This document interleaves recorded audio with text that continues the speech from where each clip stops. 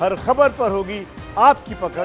Download कीजिए ABP live app. और अब एबीपी न्यूज पर न्यूज ग्राम में वक्त हो गया है दिल्ली दंगों पर बहुत बड़े खुलासे का। ये जान लीजिए आप कि दिल्ली दंगों को लेकर आज आपका चैनल एबीपी न्यूज बड़ा खुलासा करने जा रहा है।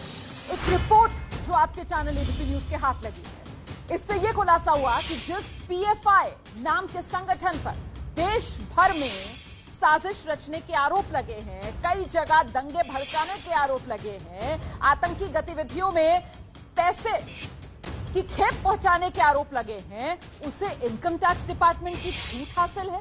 और ये छूट मिली हुई है साल 2012 से, जो अब तक बरकरार। जबकि इस बीच जैसा कि मैंने आपको बताया, कई दंगों में सीधे सीधे पीएफआई की भूमिका सामने निकल कर आई है, उसके लोगों पर आरोप लगे हैं, कईयों की गिरफ्तारी हुई है। फिर आखिरकार ये आयकर की छूट के दायरे में क्यों आता है वो चंदा जो इस तरीके की आतंकी संगठन को दिया जाए? तो ये बड़ा खुलासा दिल्ली दंगे पर। सीधे आपको लिए चलते हैं, खास मेहमान हमारे साथ जुड़ेंगे, लेकिन उससे पहले मेरे सहयोगी ओम प्रकाश तिवारी हमारे साथ मौजूद हैं। मुझे लगता है ओम प्रकाश को विस्तार से बताना चाहिए कि आखिरकार ये क्या है पूरा का पूरा खेल जो बेपर्दा हो रहा है। ओम प्रकाश, देखिए रोमाना, मैं आपको बता दूं, पीएफआई साल 2010 में बनी थी और साल 2012 में इसने इनकम टैक्स में 12A और 12AA के तहत जो है छूट प्राप्त करने के लिए पंजीकरण कराया था। पीएफआई तब तक एक कट्टरवादी संगठन के तौर पर नहीं थी, लेकिन उसके बाद से पीएफआई का नाम लगातार कट्टरवादी विचार की तरफ चला गया। और अब तक जो मामले सामने आए हैं उसके मुताबिक केरल में इनके लोगों ने एक प्रोफेसर का हाथ काटा, उसके अलावा बेंगलोर के दंगों में इनका नाम आया, दिल्ली के दंगों में इनका नाम आया। और सबसे महत्वपूर्ण बात यह रही कि जो दिल्ली दंगों में जो फंडिंग हुई उसे लेकर भी ये कहा गया कि ये फंडिंग पीएफआई के लोगों के द्वारा की गई है।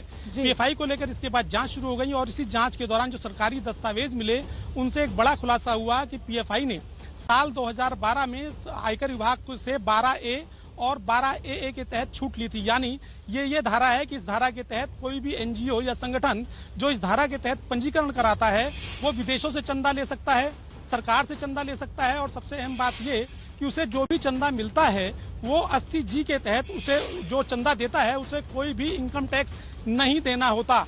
यानी पीएफआई साल 2012 से इस बेनिफिट का लगातार लाभ उठा रहा है। जबकि दूसरी तरफ केंद्र सरकार का गृह मंत्रालय उसे बैन करने के लिए राज्य सरकारों से रिपोर्ट मांग रहा है। उत्तर प्रदेश के डीजीपी ने तो केंद्र सरकार को एक रिपोर्ट यह कहकर भेज दी थी कि इस संगठन को पूरी तरह से बैन किया जाए। साथ ही बेंगलोर के मंत्री ने भी कहा था कि इसको बैन किया जाए। लेकिन सबसे बड़ा सवाल उसमें यही उठ रहा है रोमाना कि आखिर ऐसी क्या वजह है कि एक तरफ केंद्र सरकार उसे बैन करने पर विचार कर रहा है, वहीं दूसरी तरफ केंद्र सरकार का जो दूसरा मंत्रालय है वो उसे लगातार चंदे पर छूट दे रहा है। जबकि वो चंदे जो उस चंदे के बारे में जिस संगठन के बारे में ये कहा जा रहा है कि उसके जरिए। अब देखिए, मेरे साथ खास मेहमान मौजूद हैं, बीजेपी के प्रवक्ता हैं, वरिष्ठ वकील हैं सुप्रीम कोर्ट में गौरव भाटिया। हमारे साथ शोएब जमई मौजूद हैं जो प्रमुख हैं इंडियन मुस्लिम फाउंडेशन के, और मुझे लगता है इस कार्यक्रम में पीएफआई का खुलकर पक्ष लेंगे शोएब जमई। अच्छा, हमारे साथ विक्रम सिंह जी भी मौजूद हैं, उत्तर प्रदेश के पूर्व डीजीपी। बहुत बहुत स्वागत आप सभी का। मुझे लगता है सबसे पहले गौरव भाटिया को आना चाहिए। और गौरव, ये जो बड़ा खुलासा एबीपी न्यूज कर रहा है, इस खुलासे से जो सवाल उठ रहे हैं, जिसका जिक्र ओम प्रकाश तिवारी कर रहे थे कि ऐसा नजर आ रहा है कि सरकार का एक हाथ पीएफआई के गले पर और दूसरे हाथ से सरकार उसी पीएफआई को जूस पिला रही है। साहब, क्यों? नहीं, देखिए, सरकार का जब 2.5 किलो का हाथ पड़ता है ना, तो ऐसा पड़ता है कि सारे जितने संगठन हैं जो गलत गतिविधियां करते हैं उनको समझ में आ जाता है। रोमाना जी, एक खुलासा एबीपी न्यूज ने किया है, लेकिन मैं आपको बता दूं कि पीएफआई का जो रोल रहा है उस पे विवेचना चल रही है और पीएफआई के जो सदस्य हैं उन पे कार्रवाई भी हुई है। जहां तक दिल्ली दंगों की बात है, दिल्ली दंगों के में कई प्रकरण थे, चार्जशीट फाइल हुई, लोग अरेस्ट भी हुए हैं। और आपने जो उजागर किया है, मैं इस पे तभी पूरी विस्तृत जानकारी देना चाहूंगा जब पूरी जानकारी जो जांच एजेंसियां हैं वो बाहर उसको सार्वजनिक करना चाहें। लेकिन एक बात बिल्कुल है कि अगर इनका रोल संदिग्ध है, अगर ये कानून तोड़ती हैं, तो जो इनकम टैक्स एक्ट के तहत इनको कोई लाभ मिल रहा है या और भी कोई लाभ मिल रहा है, 80G का जो बेनिफिट मिल रहा है चैरिटेबल कंपनी को मिलता है, तो वो नहीं मिलना चाहिए। और ऐसी कार्रवाई केंद्र की सरकार गौरव भाटिया, मैं दोबारा आपके पास आऊंगी। फिलहाल मुझे लगता है विक्रम सिंह जी को आना चाहिए। विक्रम सिंह जी, पीएफआई के साथ भी कोई अगर मगर की गुंजाइश बचती है क्या सर? क्या आपको हैरानी नहीं होती है कि वो पीएफआई जिसे लेकर हम देखते हैं कि बीजेपी पूरी पार्टी, बीजेपी की सरकारें खुलकर कहती हैं कि साहब यही पीएफआई है जो भारत के अंदर उत्तर से लेकर दक्षिण तक, क्योंकि चाहे कर्नाटक की बीजेपी की सरकार हो, चाहे उत्तर प्रदेश में योगी आदित्यनाथ की बीजेपी की सरकार हो, सब तो खुले तौर पर पीएफआई के खिलाफ कार्रवाई करने की मांग कर रही है ना सर।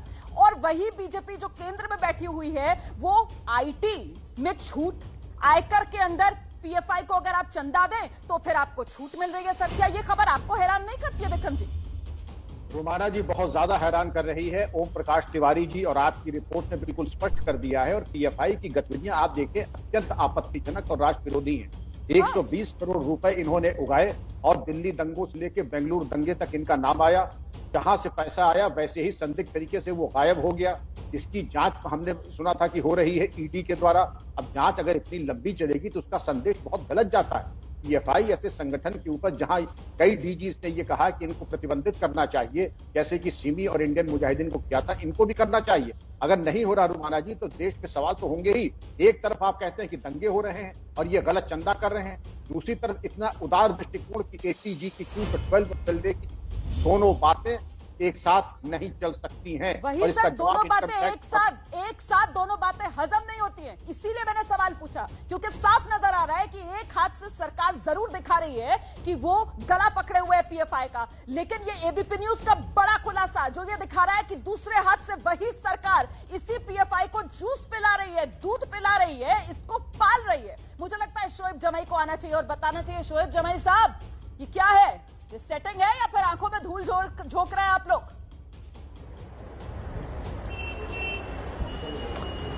नहीं, ये तो बहुत बहुत शुक्रिया एबीपी न्यूज का कि उन्होंने इतना बड़ा खुलासा किया। और आज तो कटघरे में भारतीय जनता पार्टी की सरकार है, भाजपा की पार्टी है। क्योंकि आप देखिए ना कि जिस पीएफआई के ऊपर इतने दंगों के इल्जाम लगे, पिछले 6 सालों से सत्ता में होने के बावजूद भी आपने उस पार्टी पर कोई कार्रवाई भी नहीं की और पार्टी को इनकम टैक्स में छूट भी है। तो ये तो सीधा सीधा सवाल भारतीय जनता पार्टी पर उठता है। मुझे लगता है कि राष्ट्रीय प्रवक्ता बैठे हैं उनके, गौरव भाटिया जी, वो उसका सही उत्तर देंगे कि उनकी भाजपा की और पीएफआई में क्या सेटिंग थी वो तो बता दें। आपको जरा सी शर्म नहीं आ रही है, आपकी चोरी पकड़ी गई है। लेकिन सवाल हाँ वाकई में यहाँ पर ये बड़ा होता है कि दंगे और हिंसा कराने के पैसे के लिए आखिरकार छूट क्यों दी जा रही है? आयकर विभाग ये रियायत क्यों दे रहा है पीएफआई को? वो पीएफआई जिसे सरकार खुद कहती है ये और कुछ नहीं है, सिर्फ और सिर्फ सिमी का एक मुखौटा है। पहली बात तो मुझे एतराज है, मुझे ब्रेक के लिए यहाँ पर रुकना पड़ रहा है। उसके बाद हम फौरन लौट रहे हैं। तमाम खास मेहमान हमारे साथ बने हुए हैं। सबसे बड़ा खुलासा दिल्ली दंगों पर एबीपी न्यूज पर आप देख रहे हैं। फौरन लौट रहे हैं। तो देखिए, दंगे कराने, हिंसा भड़काने के आरोपों में घिरा कट्टरवादी संगठन पीएफआई हम सब जानते हैं। और बड़ा खुलासा हम ये कर रहे हैं कि उसी पीएफआई को अगर चंदा दिया जाता है तो फिर उस पर मिलती है आयकर की छूट। ऐसा क्यों? इसी को लेकर हम चर्चा कर रहे हैं यहाँ पर। गौरव भाटिया, आपने सुना होगा ब्रेक पर जाने से पहले शोएब जमाई की तरफ से कहा गया कि साहब इस खबर से तो सरकार की पोल खुल रही है कि सरकार की कथनी और करनी का फर्क सामने नजर आ रहा है। रोमाना जी, देखिए, सबसे पहले तो मैं एक बात बिल्कुल स्पष्ट कर दूं, अगर आपका चैनल एक बड़ा खुलासा कर रहा है तो उस पे पार्टी का प्रवक्ता होने के नाते मैं तभी टिप्पणी कर सकता हूं जब सारे तथ्य मेरे संज्ञान में भी हों। खुलासा आपने किया है और उस पे जो मैं विधिक तौर से या जो तथ्य मेरे संज्ञान में हो उस पे मैं जरूर टिप्पणी करूंगा। कितना गलत हो सकते हैं शोएब जमाई जी, मैं बताता हूं। वो कहते हैं कटघरे में हमारी सरकार है। अरे, कटघरे में हमारी सरकार कैसे हो सकती है जब परवेज और इलियास, ये जो पीएफआई है उसके दिल्ली यूनिट के अध्यक्ष भी इसमें थे, इनकी गिरफ्तारी हुई। हमारी सरकार कटघरे में कैसे हो सकती है जब उत्तर प्रदेश ने 108 जो पीएफआई के लीडर हैं, मेंबर हैं, उनको गिरफ्तार किया। हमारी सरकार कटघरे में कैसे हो सकती है रोमाना जी जब 120 करोड़ रुपए की फंडिंग एंटी सीएए प्रोटेस्ट के लिए, जो कि एक अभी तक संवैधानिक कानून है, क्योंकि सर्वोच्च न्यायालय ने उसे असंवैधानिक नहीं कहा है, तो हम कटघरे में कैसे हैं? ठीक एक है मिनट सर, रुमाना ठीक जी, है। मैं ज्यादा सर, समय मेरे पास कम है, बस मुझे चलते चलते विक्रम सिंह जी से एक कमेंट लेना है। विक्रम सिंह जी, आपने सुना गौरव भाटिया कह रहे हैं हमारी सरकार तो कटघरे में हो ही नहीं सकती सर, लेकिन ये तो हम सब जानते हैं ना, 2017 एनआईए ने तब से गृह मंत्रालय को डोसियर सौंपा हुआ है, ये कहते हुए कि साहब पीएफआई को बैन कर दो। 2020 में हम पहुंच गए हैं और इस दौरान 2019 में सीए एनआरसी के खिलाफ कैसे दंगे भड़काए पीएफआई ने, ये सारे आरोप लगे, बावजूद इसके आज तक पीएफआई बैन नहीं हुई है सर। मतलब कटघरे में अभी भी सरकार नहीं खड़ी हो सकती है? बिल्कुल खड़ी हो सकती है और खड़ा होना चाहिए, क्योंकि राष्ट्र विरोधी तत्वों के प्रति जिसने भी लापरवाही या उदार दृष्टिकोण दिखाया है, कार्रवाई होनी ही चाहिए। गौरव भाटिया साहब सम्मानित राष्ट्रीय प्रवक्ता हैं और मैं उनके माध्यम से सरकार से अपील करूंगा, जो भी सेक्शन अफसर under secretary, deputy secretary in file पे बैठे थे और इन्होंने इनको लाभ पहुंचाया है, उनका डिस्पल होना ही चाहिए और इस चीज के बारे में कोई माफी का खाना भी नहीं होना चाहिए। हम आप अगर एटीजी की छूट मांगते हैं तो नहीं मिलती है, केंद्र सरकार ने उसको रोक दिया जाता है और राष्ट्र विरोधी तत्वों को घर बैठे जाकर के फाइल पहुंच रही है। रुमाना जी, आप इतनी प्रतिष्ठित पत्रकार है, आपको मालूम होना चाहिए कितना उदार दृष्टिकोण क्यों होता है। भ्रष्टाचार उसकी जड़ है, इसके अलावा कोई वो नहीं। और इसके ऊपर बहुत बहुत धन्यवाद सर, बहुत बहुत धन्यवाद। समय मेरे पास इतना ही है और ये मकसद एबीपी न्यूज का इस खुलासे के जरिए यही था कि भाई देश विरोधी ताकतें जो हैं, वो ताकतें जिनके लिए खुद सरकार, सरकारी एजेंसियां कहती हैं कि देश में दंगे भड़का रही हैं, हिंसा भड़का रही हैं, उन पर ये सरकारी रहमोकरम, इसका मतलब क्या है? इसी को उजागर करने के लिए बड़ा खुलासा हम आपके सामने लेकर आए थे। बहुत बहुत धन्यवाद सभी मेहमानों का हमारे साथ बने रहने के लिए।